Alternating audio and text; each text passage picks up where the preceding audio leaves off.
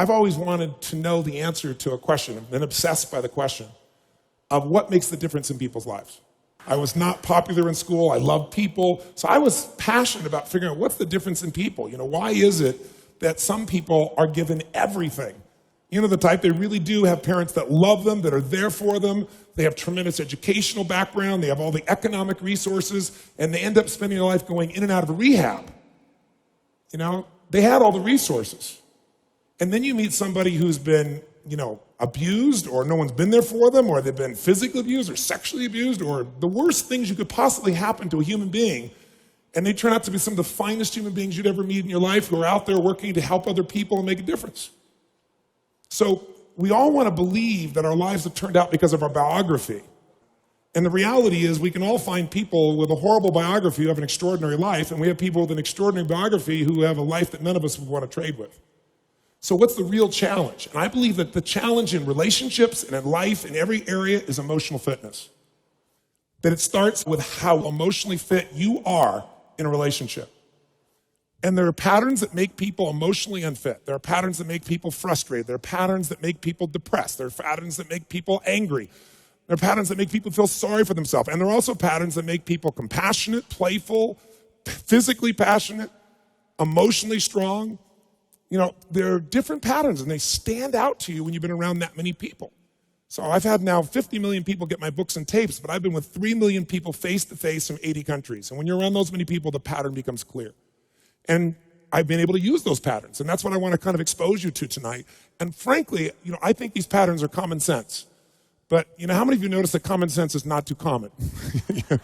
Everybody's like, oh, yeah, that's simple. But, a lot of people say, I know this stuff. Well, if you're not doing it, you don't know it. You understand it. And understanding and $3 will almost get you a cup of Starbucks these days, It's really nice to understand things, but that doesn't change anything. You got to get in your body and actually do it. But I've learned enough of these patterns that now, over the last 20 years or so, of the 30 years of my career, I'm the guy that gets the call when the fire starts. When the athlete is burning down on national television and something's got to be done right now to turn them around. And, I either get them or I don't. And for 30 years, I've gotten them. That's how I've built my reputation. And that you've got to produce results right now. And I'm able to do that because of an understanding of these need structures I'm going to talk to you about.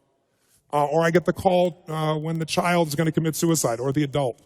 And in 30 years, knock on wood, I've never lost one suicide in 30 years. That doesn't mean I won't someday, but I never have, not one single time out of the thousands of suicide attempts. And it's again because of understanding these needs I'm going to talk to you about. I get the phone call, in the middle of the night, true story, and it's the President of the United States saying, Tony, they're going to impeach me in the morning. What should I do? And I say, could you have called me sooner? True story, So in the experience of looking to make those changes and looking at how to change, same thing in relationships, couples that are gone, the films that I wanted to make with Chloe, I said, let's not make films with couples that have troubles. Let's make couples that look like they've gone beyond the edge. By anybody's estimate, there's no way to turn it around. Because by that extreme, when someone watches the film, they look at their own life and they go, oh my God, these people can do it. And they did here, I could do it too. That's the contrast we want.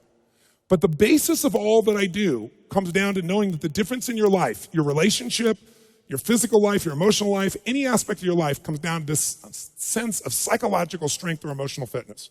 And what I mean by that is this. Discipline never works long term. Never. What works is when you become addicted to something positively new. You trade one addiction for another. When you shift from having to doing something to wanting to do something. So our focus is how to make that happen. But I'd say this to you. If you want to change a relationship, the number one thing you have to do is master your own emotions. If you don't do that, forget it. There's no hope.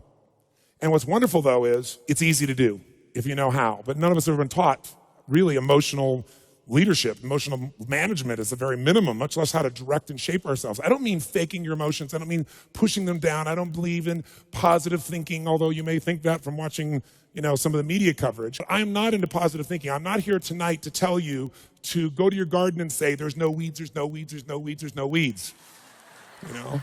I'm very clear that I believe that life is about leadership and being truthful to yourself. And so I believe, number one, that the mandate for any great relationship and the mandate for anybody to lead their own life and not be a follower is you got to see things as they are, but not worse than they are. Because that's where most people go. That's where they go in relationship. That's why they start to tear it down. That's why the relationship starts to break down, because people get scared when it isn't working out and then they make it worse than it is so they don't have to try. Because they don't want to try again and be disappointed. They don't want to feel that sense of rejection. They don't want to feel that sense of failure. So most people make it much worse than it is. People tell me all the time, oh, I'm skeptical or I'm pessimistic. I said, no, you're gutless. It takes no guts, it takes no courage to be a pessimist, to say it's not going to work, to try to find out what's wrong. What's wrong is always available. It's always what's right. So I'm not into positive thinking, but I am into intelligence. And intelligence says, see it as it is, don't make it worse than it is. I mean, people all the time say, my problem is I'm big bone. No, you're freaking fat. Tell the truth. You know, what is this big bone story? You know, the only way it gets better is if you can see how it is. Don't make it worse than it is. Don't try and make it so it's impossible to change. That's not true. It's not true at all.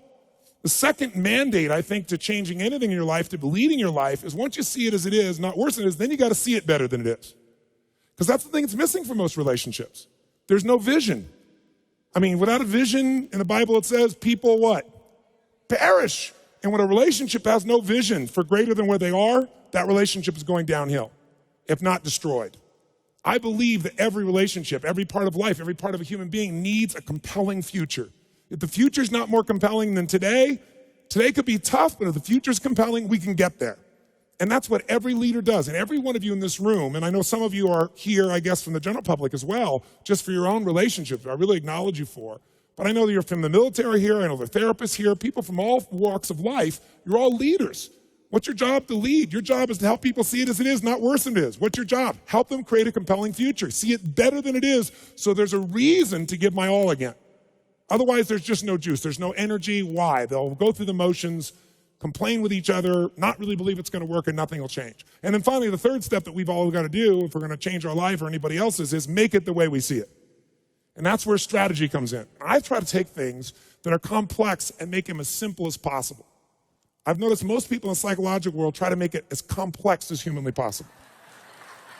Because it makes us feel so sophisticated when we can talk with all these complex words and elements and so forth, and we can really, we got our degrees and we're somebody. But you know what? That doesn't help anybody.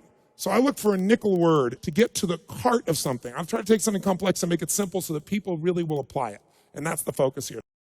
Please follow me on Twitter for updates on all the community projects I'm doing, information on live events and vlogs. Please click on the link in the description down below. Thank you very much.